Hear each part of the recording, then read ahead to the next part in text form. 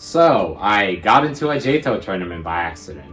Whoops. A while back, I made a one-off video about my participation in an Arsenal tournament hosted by RBX Events. I had entered a giveaway to be one of the participants, not actually expecting to get in. However, if you've watched that video, you'd know that I got in and I managed to get to round 2. This video is going to function similarly to that one in the sense that I will be talking about how I got into this tournament and the rounds I participated in and also my final thoughts on it.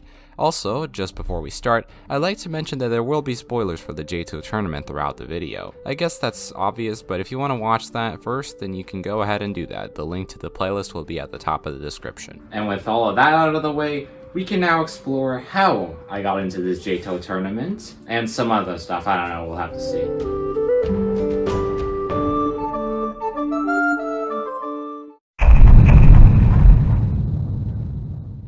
The day was April 9th. I don't exactly remember what I was doing, probably trying to complete 𝗧𝗧𝗎𝗂, when all of a sudden Mr. 𝗬𝗵𝗺𝗀𝗀 sends me a message saying, "Hi Scout." Now the last time this man had DM'd me was for a video, so I was expecting something along the lines of that. Instead, I got invited to a JToH tournament. And without hesitation, I said, hell yeah! I mean, think of the clout I could get from this tournament. Well, maybe less from 𝗬𝗵 and more by making a video about it. Wait, why is this thing still recording? The funny thing is that instead of me, there was supposed to be another guy, but I guess he was boycotting the tournament and not doing the episode, so I replaced him and his opponent. So from the beginning, I was never supposed to be in this tournament, which I take offense to. Why wasn't I invited here before? Nah, whatever. Let's talk about the rounds I participated in and all my thoughts and strategies. The first round, I almost got the choice to pick out who I wanted to face. I originally was going to invite the Death Eagle, but this would have been really stupid. While we did have the same hardest tower, it would have been weird to face off my friend and eliminate him in the first round. Or he would eliminate me and not give me content. Either way, it just wouldn't be fun. So 𝗬𝗵 just invited 𝗧𝗏𝗏𝗏, another fellow JToH YouTuber. At the time, we both had the same hardest tower, Tower of Alien Radiance, although I had slightly more experience in the terrifying difficulty, although he had more towers in general. In this match against 𝗧𝗏𝗏𝗏, I had to complete more GOE steeples than him in under 30 minutes. I had a few hours to prepare because as soon as he was added, we settled on doing that. So this was going to be exciting.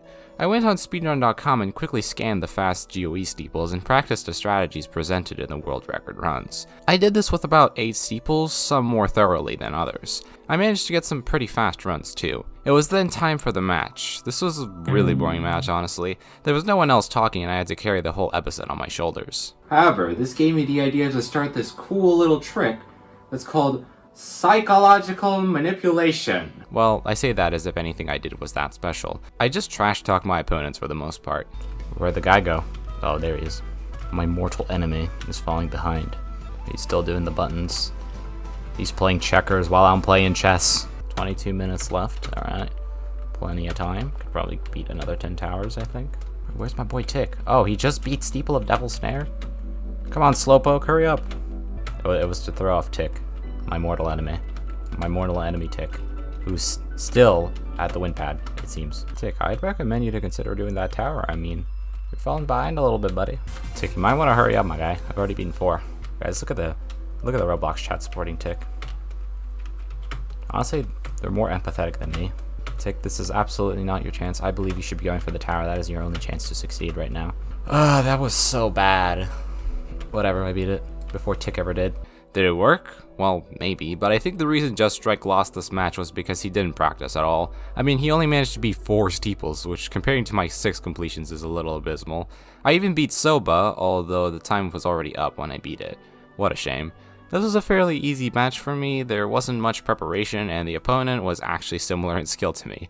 From now on, every single one of my opponents will have more experience and skill in JToH than me, so that's fun. In the second round, I had to face off Quinn the Mighty, or as I call him, Harley Quinn. Oh no. I didn't know anything about this Quinn guy, so I searched up his channel and oh, yep, this guy's a horrific victor. And he also managed to beat Chubby Bubbers in the previous round. In fact, he got a 3-0 dry wipeout on the poor dude. Already, the possibility of me losing was staring me in the face. However, I was not prepared to lose to an overpowered opponent in the second round again. This time, I wasn't going to go down because I watched Funny Bald Man complain about the game. So, I may have overpracticed and found some rather OP skips. I mean, it's no biggie.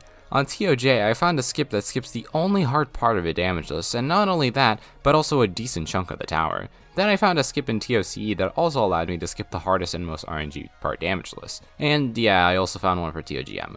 Not just one though. Thanks 𝗧𝗏𝗧𝗏 for helping me find the TOGM skips. Anyway, I practiced each tower's route until I felt confident about being able to do it. During the actual round, while I may have made myself sound tough, I was nervous as hell on the inside.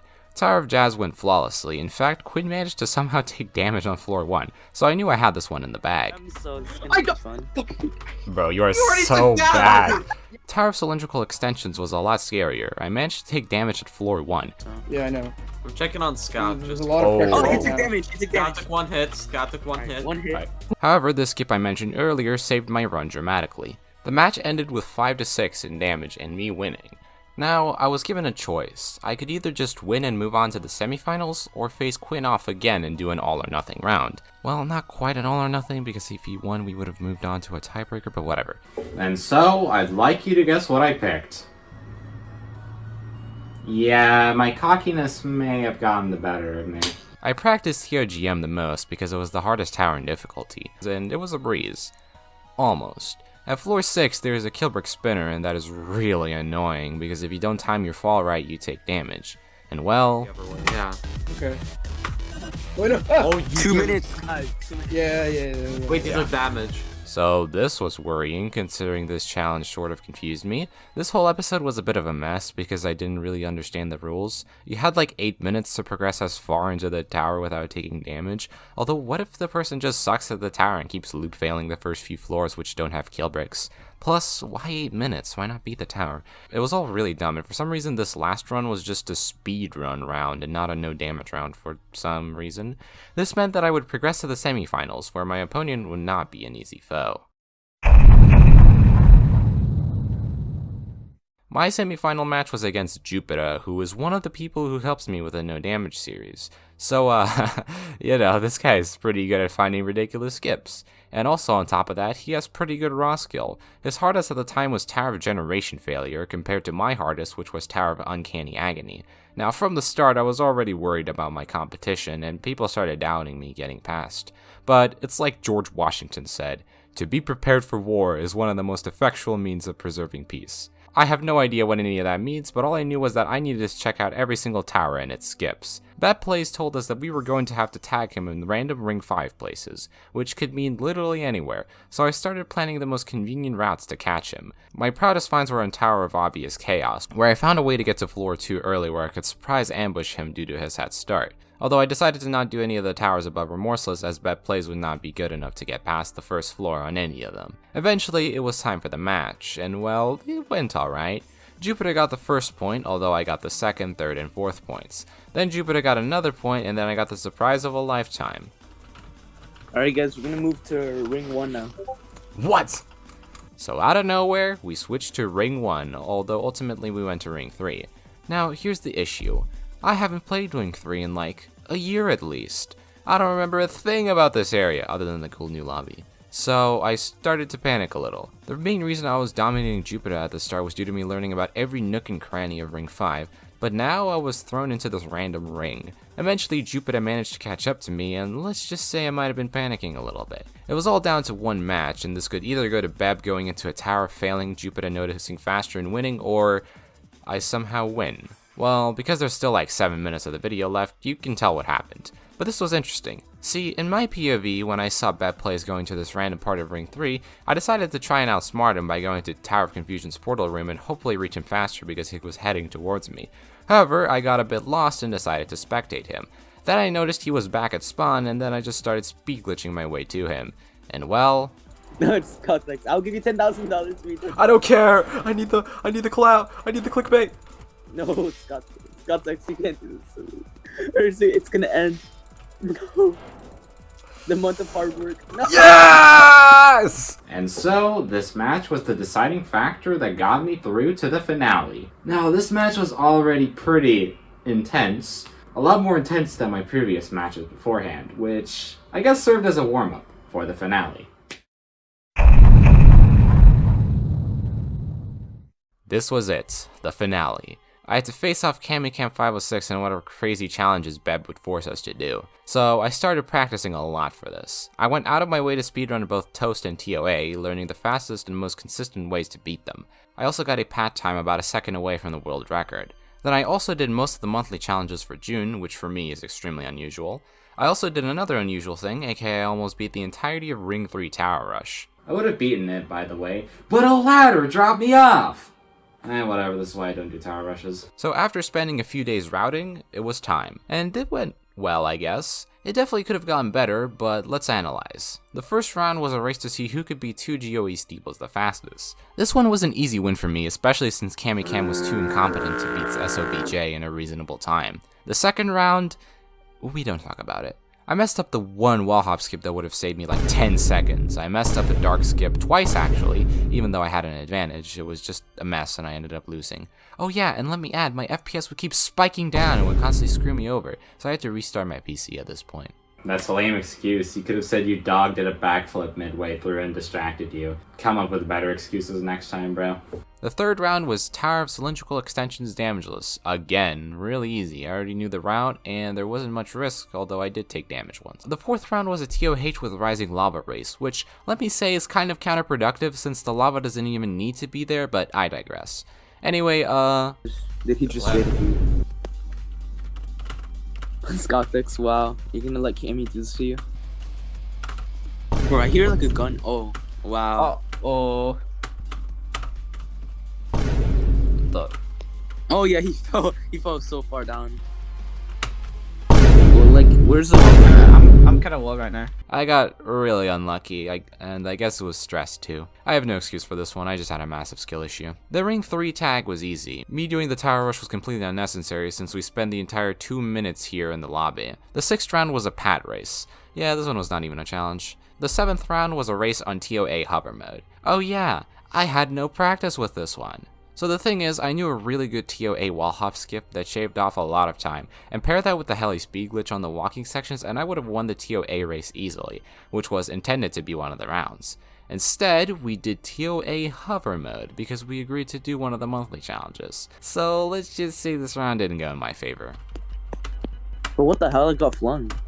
Yes, What happened to Scouthex? Surprisingly. I don't know why it says this is buff. 𝗏𝗏𝗀𝗀𝗀𝗀 is ahead of Scouthex, bro. I know, I'm just that Not good. for long.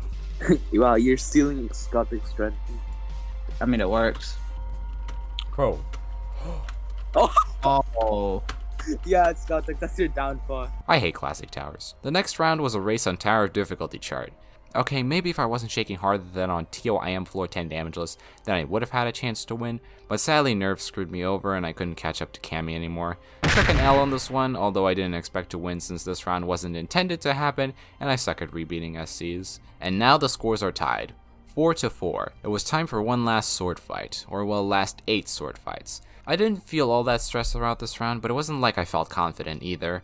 It was really anyone's game. But I ended up winning with a 5-3, making the final score 5-4 in favor of me. And well, here's what happened since this was also not shown in the finale video. Jupiter, alright. I don't know why I said Jupiter, because he's in the call. Oh my gosh, what's going on? Yes! Yes! Yes! Yes! Oh yes! Yes! Yes! Bro, Scouthex wins, he gets a 2,000 Robux, let's go. And well, I won. GG. All the practice really paid off, especially with some of the dumber rounds being able to carry me out of losing. If we just did classic tower races for the finale, I would have lost. But well, that's cool, I won. I was forced to do a winning speech on the spot, and also a winning speech video later on, which I procrastinated on doing for a while until I had like a few hours left to submit it. Sorry about that. So, what did I think of this whole tournament? Well, let's start off with the positives. I am so glad that I got invited to it. Even though it was not even intended for me to be in this tournament, I am so thankful that I got this opportunity. And hey, I got to make a video out of it, which is cool. Thank you 𝗏𝗏𝗀𝗀𝗀 once again for inviting me. It truly was an honor. Alright, now let's criticize. This tournament had way too many limitations, mostly because of 𝗏𝗏 being on a tablet. This really handicapped like everything, from the challenges to how long we could do them to the variety. Literally everything was affected.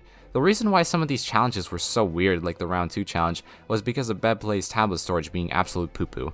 He had only 64 gigabytes of storage, which is even less than my iPhone SE from 2020. Another limitation was not being able to build anything. I think it would have been really cool if we had to do some things in studio for the tournament, since that's a big part of JToH, creating towers. I feel like then it would make it so that you have to be good at everything in JToH, not just how fast you can beat a particular tower. There are multiple different categories to JToH, like skill, speed, building, sight reading, and many other things, but it feels like it's just one thing that's being explored. Another thing that would be a great addition is more hosts. I don't have anything personal against 𝗏𝗏, but he just cannot host on his own. There needs to be a co-host or two, especially for challenges where the host is directly involved, like the tagging challenges. This will make the series easier for 𝗏𝗏, and also more entertaining for everyone else. A win-win, honestly. Another great addition would be a thumbnail artist, cause, you know, I'm not saying to make them as grand and spectacular as the one for the finale, which by the way was inspired by the thumbnail for this video. No, I didn't copy it. But yeah, just some VFX could make it a lot more interesting. Well, that was a lot.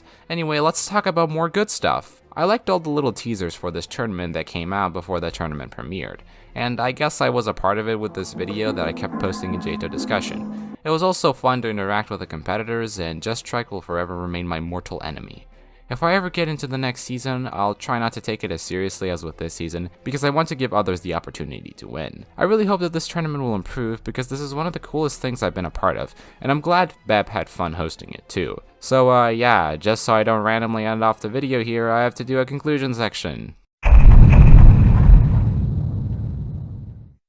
I mean, hey, I got past the first bracket and didn't get eliminated first, lol. It was a fun experience. Despite being the underdog in every round, I won. That's like motivational or something.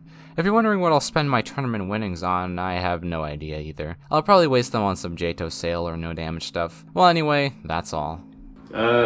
Cool. The other guy already said everything. I don't know why I'm here. Oh yeah, the outro.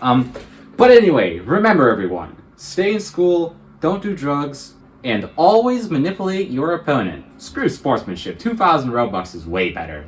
I'll see you in the next one. If there's a miracle, a chance to fulfill my mission.